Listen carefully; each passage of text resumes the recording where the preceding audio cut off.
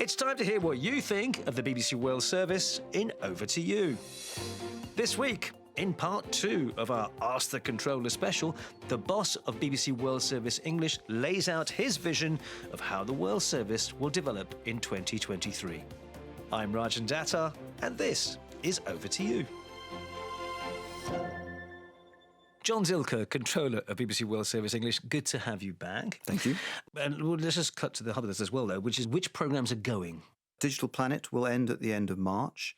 We will then develop a new technology title based out of our team in Glasgow, which is where the BBC has established a new technology journalism team in Glasgow, and they will produce that title.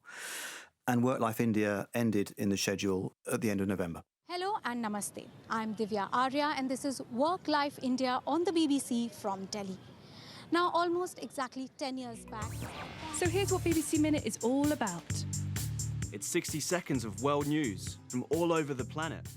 Work Life India and also the end of BBC Minute. It's interesting because these are both programmes, I think, that appeal to younger people, and the World Service needs younger people, or you would like younger people to be listening to it. One of the things we want to do is to develop our podcast offer.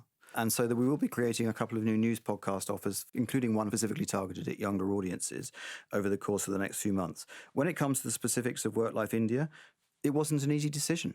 This is a team that had developed a fascinating programme, but one which had not developed a particularly strong on-demand, and also one where, when it had lost its placing in our schedules in recent months, we hadn't had a huge amount of audience feedback on that. So in the end, we decided, well, actually, Work Life India was a programme we would no longer continue to fund, and we would seek to fund new programmes in the future. And so one thing that relates to this is this kind of a mantra of digital first, which listeners may have heard. What does it mean? We recognise that the way audiences are consuming information is changing in different parts of the world at different paces.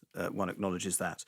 And I think what it means is that we know that over time, the audiences to what you would refer to as linear radio are beginning to fall. And we know that it's our digital offer that's ever more important in terms of how we reach audiences. So that can mean streaming, or it can mean podcasting. So that can mean via our own website, or it can mean via digital platforms more generally. And so we've got to make sure that the programs we offer, the stories we tell, are available as much through those platforms as they are through a linear radio distribution. Linear radio remains critically important, don't get me wrong, absolutely. Especially with the World Service, I was going to say. I mean, the World Service, if anything, you could argue it's too early for the World Service to implement a digital-first approach because, it's just a different kind of radio station, I feel like, to any